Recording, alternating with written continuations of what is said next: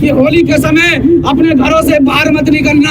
आप कहते हैं कि रंगों का त्योहार है, आप कहते हैं प्यार मोहब्बत अमन चैन बांटने का त्योहार है, तो फिर क्यों किसी के धार्मिक आस्था को ठेस पहुंचाने में आप कमी नहीं छोड़ते हैं। जब इस देश के अंदर बाबा साहब डॉक्टर अम्बेडकर साहब का संविधान लागू है तो धार्मिक आधार पर सबको आजादी है कि वो अपने धर्म का प्रचार कर सकता है।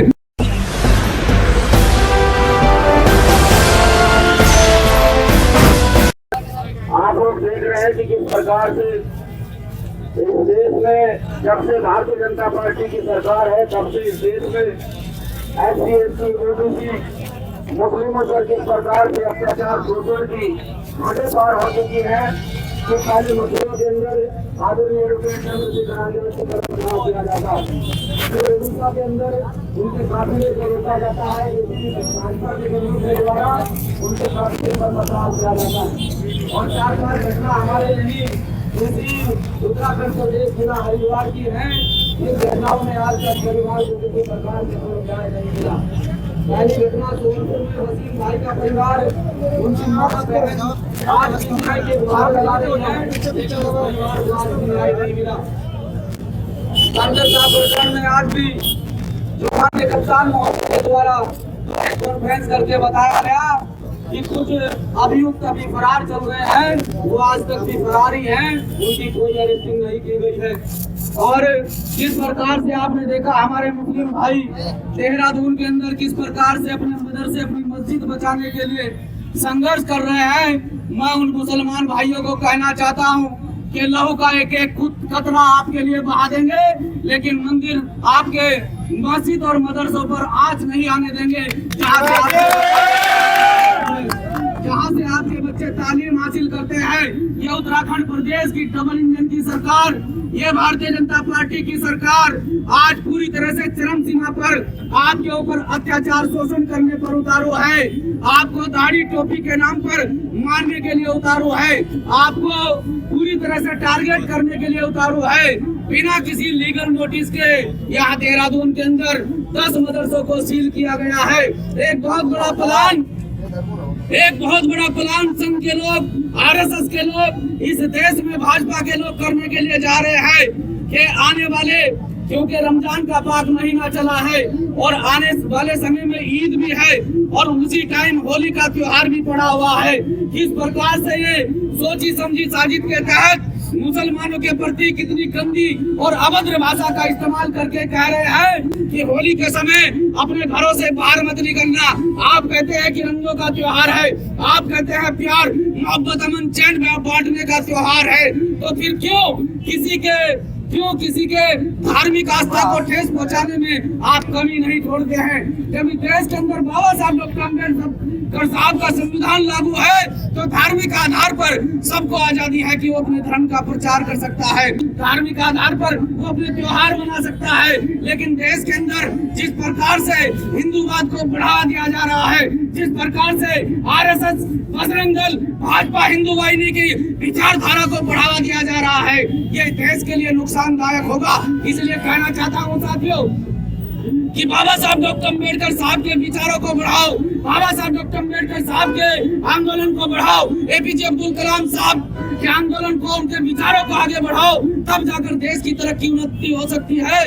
आप तमाम साथी एक एक करके यहाँ से आगे निकलेंगे और कोई भी साथी जब तक प्रदेश की पदाधिकारी के द्वारा आपको कोई गाइडलाइन ना दी जाए, अपने आप किसी भी रोड को बाधित नहीं करेंगे, अपने आप किसी व्यक्ति को परेशानी खड़ी नहीं करेंगे और फोटो और वीडियो के चक्कर में एक दूसरे को धक्का मुक्की नहीं करेंगे। मेरी आपसे दरख्वास्त है, जिन मुद्दों को लेकर हम लोग यहाँ आंदोलन करने के लिए आए हैं उन्हीं मुद्दों पर बात होगी।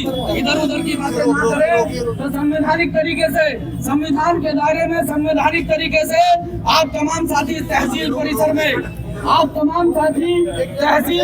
में यहाँ से पहुँचने का काम करेंगे। सुरक्षा की मांग के साथ साथ में, क्योंकि हमारे नेता हैं और हमें उनकी सुरक्षा की चिंता है, सुरक्षा की मांग के साथ साथ में जिस प्रकार से उत्तर प्रदेश के अंदर शोषण, अत्याचार, जातिगत आधार पर उत्पीड़न चरम सीमा पर है, हम उसे लेकर यहाँ आंदोलन करने के लिए आए।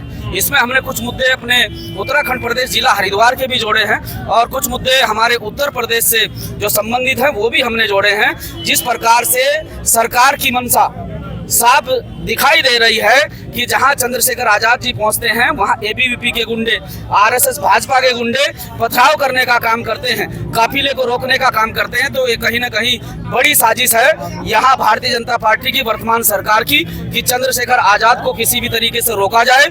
हम ये कहने के लिए यहाँ पर आए हैं कि हमारा नेता हमारा सम्मान है, स्वाभिमान है और हम अपने नेता को रुकने नहीं देंगे। क्या कारण आप प्रमुख तौर पर मान रहे इन हमलों के पीछे?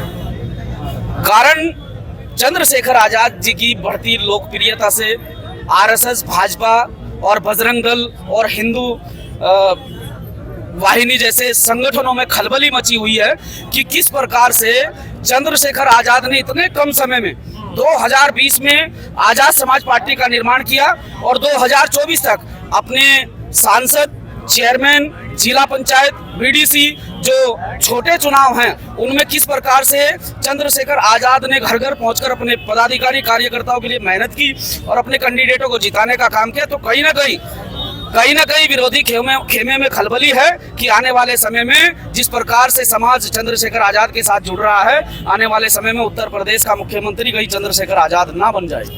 आज क्या प्लान है आप लोगों का? आप लोग एकत्रित हुए हैं, कहाँ तक आप लोग जाएंगे? हम लोग यहाँ से पैदल मार्च करते हुए गोल चौराहे से हम तहसील परिसर में पहुँचेंगे और जो भी अभी वहाँ अधिकारी उपस्थित होंगे हम उन्हें ज्ञापन देने के लिए, अपना मांग पत्र देने के लिए पहुँचेंगे। लोग ये भी कह रहे हैं कि भाई सबसे ज्यादा हमले आप लोगों के ऊपर ही क्यों हो रहे हैं? क्या आप लोग भाई इसको एक यूज कर रहे हैं भाई इन सब चीजों को अपने आप को पूरे देश में फैलाने के लिए? देखिए, फलदार पेड़ पर पत्थर लगता है। उन बेवकूफ लोगों को ये कहना चाहता हूँ कि घर में बैठकर ना तो काम होता है और ना समाज पर शोषण अत्याचार रुकता है। वो घर में बैठकर ट्वीट करने वाले लोग हैं, घर में बैठकर भाषणबाजी करने वाले लोग हैं।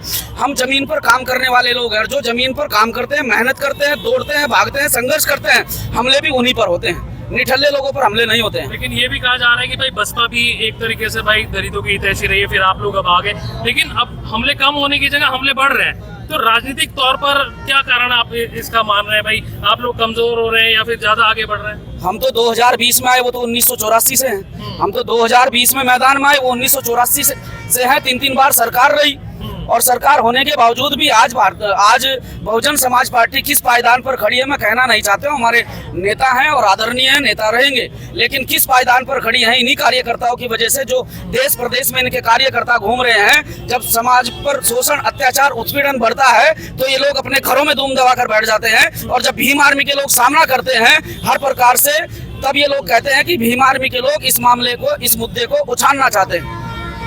तो काम तो करना नहीं है, घर में बैठकर सिर्फ भाषणबाजी करनी है, इसके अलावा इनके पास कुछ नहीं है। तो ये सब चीजें महक सिंह जी रुकेंगी कैसे? क्या लगता है आपको भाई आने वाले समय में? बिल्कुल राजनीतिक बिल्कुल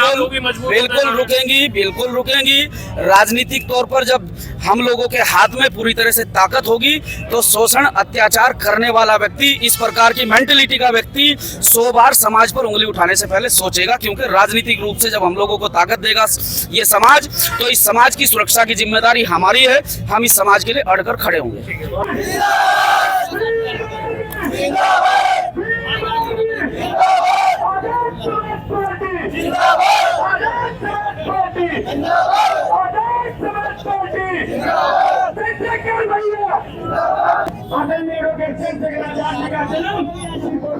परिवर्तन के लिए हुआ है और वो देश में व्यवस्था परिवर्तन करके ही जाएंगे।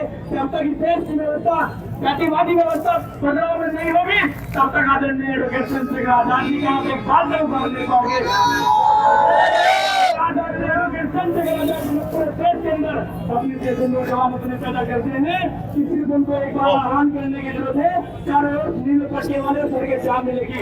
आज तो हम सिर्फ और सिर्फ इस ज्ञापन के माध्यम से बताने के लिए आए हैं, इस ज्ञापन के माध्यम से बताने के लिए आए हैं कि आप आदरणीय एडवोकेट चंद्रशेखर आजाद जी की सुरक्षा को और पूरे देश में लागू नहीं करते हैं तो आने वाले समय में भी हमारी मानसिकता विधन और आजाद समाज पार्टी के साथी और प्रत्येक सड़कों पर, प्रत्येक तहसील पर, प्रत्येक गाँव पर, प्रत्येक जिले पर सिर्फ यहाँ पे आंदोलन चलाने के लिए बातें होंगे। तो मेरा आप सभी साथियों से यही निवेदन और आह्वान है कि तमाम साथी जो आदरणीय एडवोकेट चंद्रशेखर आजाद जी को अपना आदर्श नेता मानते हैं और उनकी नीति में विश्वास रखते हैं, तो इस आंदोलन को सफल कराने के लिए व्यवस्थित तरीके से चलेंगे और अपना हमारा जो ज्ञापन है, जो विरोध प्रदर्शन है, जो न्याय पत्र है, उसको सुनिश्चित तरीके से ज्वाइंट मजिस्ट्रेट को सौंपते हुए उन्हें अपने सभी जिम्मेदारी के साथ जैसे जैसे आप लोग आए थे उसी तरह से आप अपने अपने घर जाने का काम करेंगे। और उम्मीद है कि ये आंदोलन सफल होगा और सरकार की जो कान पर जो रहती है इस आंदोलन के बाद वो संज्ञान लेगी और आदरणीय एडवोकेट चंद्रशेखर आजाद जी की सुरक्षा को सुरक्षित करने का काम करेगी और देश में लागू करेगी। और जो जातिवादी मानसिकता रखने वाले गुंडे, एबीवीपी के गुंडे, ये चाहते हैं कि आदरणीय एडवोकेट चंद्रशेखर का जातियों पर पथराव करके उनको डरा देंगे, धमका देंगे, ये पॉसिबल नहीं है भैया, ये चलने वाला नहीं है। उनके जैसे लाखों युवा देश के अंदर पैदा हो गए जो इनकलाब लाने का प्रयास करते रहे राती और अपनी जान तक देने के लिए तैयार है आदरणीय एडवोकेट चंद्रशेखर आजाद जी के लिए। तो ये भैया अपने मन से ख्याल निकाल दे कि चंद्रशेखर आजाद जी को रोक देंगे, तो अपने मन से ये ख्याल है सबको दिल को बाहर दूर कर दे कि आदरणीय एडवोकेट चंद्रशेखर आजाद जी आपकी छोटी टूटी मोटी हरकतों से रुक जाएंगे। उनका जन्म ही बदलाव के लिए हुआ है, ये साथी उन पर विश्वास करते हैं, राजी उनकी बातों को मानकर इस संगठन और पार्टी को आगे बढ़ाने का काम कर रहे हैं। तो मैं सभी से निवेदन और आग्रह पूर्ण करूंगा कि सुचारू रूप से आप लोग जैसे पहुंचे उसी तरीके से इस आंदोलन को सफल कराने का काम करें और अपना विरोध प्रदर्शन जताते हुए इस निगम की नाना सरकार को चलाने का काम करेंगे। जय हिंद, जय भीम आर्मी।